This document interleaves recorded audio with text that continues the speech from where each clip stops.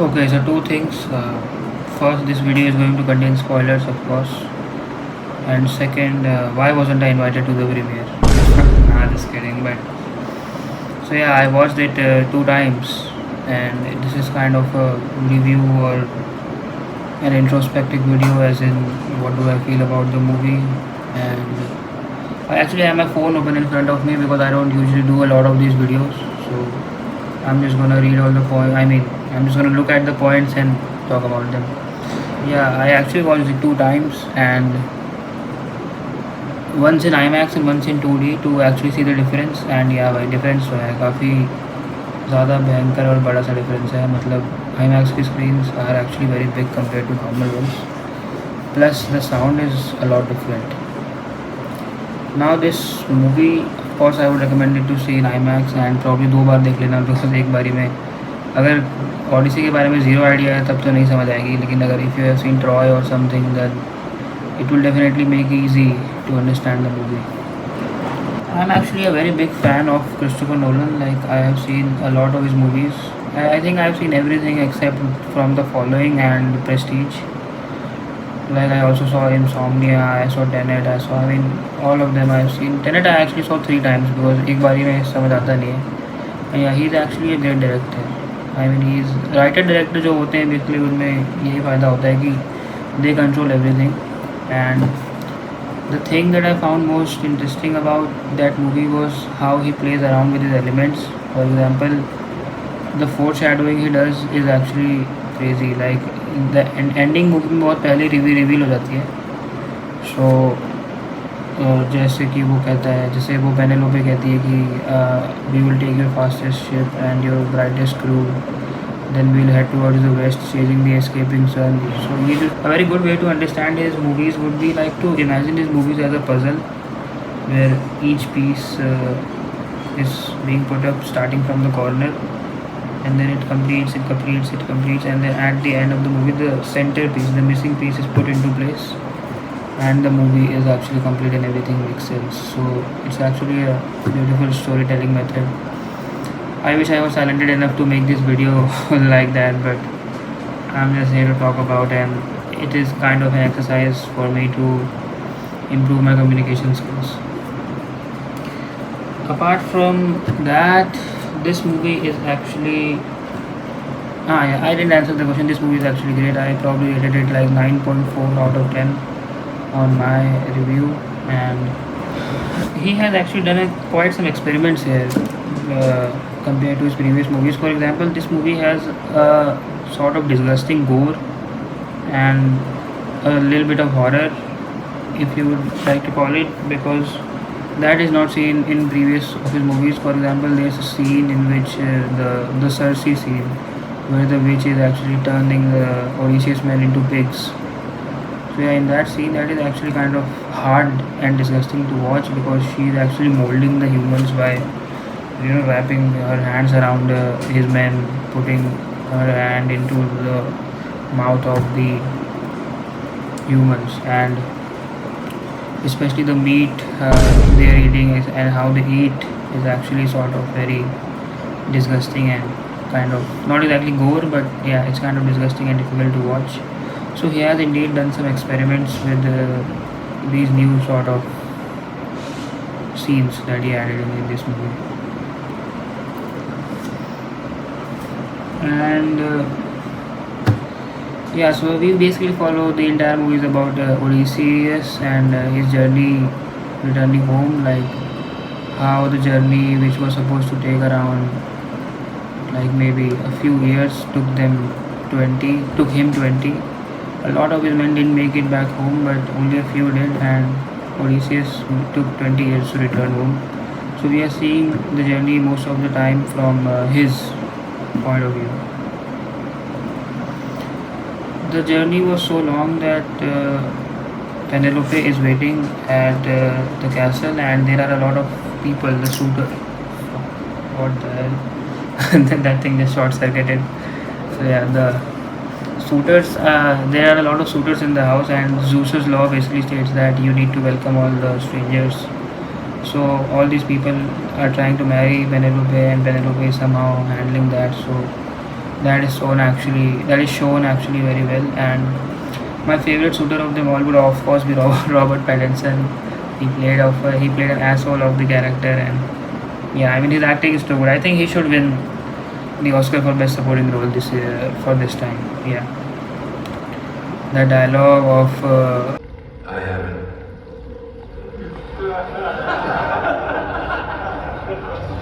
Somebody get these beggars out of here! also it's Christopher Nolan, of course, so he did use practical effects to the best of his ability. For example, for that giant with one-eyed giant, they actually used a puppet and then added the final effects, like the final touches with VFX, which is very great. Like, of course, the minimum the VFX is, the better the movie looks. And it also shows that you are serious for this bullshit. I mean, here back in India, I mean, just look at recent movies that are coming out. Look at their effects. They don't even move out of their AC room, bro. Like, एक ही room में बैठे बैठे they shoot everything, and then just add green screen and VFX. Like that's not how you make movies. They need to learn something from it. Of course, music at this movie is crazy, especially the scene where no, the Odysseus is crying his story to his wife that what he actually did. He broke the Zeus's law when he attacked the city of Troy at the gates of Troy. 10 years of rage put into all in that one night. The music, that the whole scene is so beautiful. I mean, it literally goosebumps. It sends goosebumps down the spine, and yeah, that is actually very heartbreaking. What heartbreaking? Breathtaking. The dialogue also written in this movie is so great, and the writing, it's like it's all building up to something. For example, I just told you that dialogue where Penelope mentions to Odysseus that we'll take your brightest crew and we will take your fastest ship, then we'll head towards the west chasing the escaping sun. So yeah, that's just an example, but the dialogue written is of course very good. There are some problems with the delivery of the dialogue at some instances of the movie, but yeah, we'll talk about that later. The gods in these movies, like Poseidon, Zeus, I mean, those two are mentioned most of the time. They actually feel something important. It's like something out of your reach that you can't touch, but of course they are right there. And the explanation of God, like why can't God speak in the ways we understand, and all that scenes with Athena, Alexandria, those scenes were actually very great. They just add layers to the story, adding more depth. I mean, speaking about it really doesn't make people understand what I'm talking about. The best way is to experience it and go. At the ending, when we finally understand what was Odysseus' punishment, why it took 20 years, and why is Athena haunting him? Not exactly haunting him, but yeah, we understand that actually that scene was so chilling, and it was the equivalent of Oppenheimer saying, "I believe you did" to Albert Einstein at the end. Yeah, that scene was actually so good. It was actually Odysseus' punishment to return home. All the gods were so angry with him, he broke Zeus's law forever. So yeah, this movie again is not perfect. I mean, there are a lot of shortcomings. Before shortcomings, I would like to talk about the hate about this movie, like how everyone was hating on it, and this movie turned out to be so good rather than being the absolute dog shit people were making of it. For example, the thing where that Elliot Page hit, like why is I don't know what exactly is up with her, but like a few years ago in Inception she was a woman and now he's a man, so I'm not sure how exactly this works. I would rather not comment on this. But yeah, the hate was that why is he or she playing the most important, I mean the most masculine or hardworking or maybe toughest character, Achilles, but actually he was not playing Achilles, he was playing Sinon, who is also a great warrior, but yeah, like that's literally 2 minutes or 3 minutes of screen time and very like 2 3 lines of dialogue. So again, no point on hating on that particular role, and people were hating on why is Travis Scott in the movie. I mean, all of this hate is just pre-assumed that they are gonna play something very important and ruin the actual movie, but Travis Scott has like 5 lines maximum, and I think it was a very good move to have Travis Scott singing that the man, the fleet, that scene actually. Travis Scott did it exceptionally well. There's no, I mean, most of the hate came from prejudice that rappers can't perform, but I think that role had to go to a rapper because he's a musician himself. And Chris Nolan has also worked with him in the past, so that makes it way more easy for him to cast. So Travis Scott role wasn't really something really that he spoiled. In fact, I think having Travis Scott in the movie was a good move. Next, people were hitting on the costumes. I mean, look at Agamemnon's armor. How can you hate this dude, bro? Like he's in there for 5 minutes, and the Aura Memnon. People are calling him Aura Memnon, bro. He farmed so much aura. You can't hate him for just not being historically accurate. There is nothing historically accurate about Odyssey because this is not history. This is fiction. This is mythology. Okay, so if we were making a fairy tale, let's say about, I mean, sorry, not a fairy tale, if we were making a story about how the Britishers took over the entire world in the 1800s or 1700s, now when their costume has to be historically accurate because you're talking about something that really happened. But when you're talking about the Odyssey, it's a fiction, right? Everyone can have their own version of the movie, and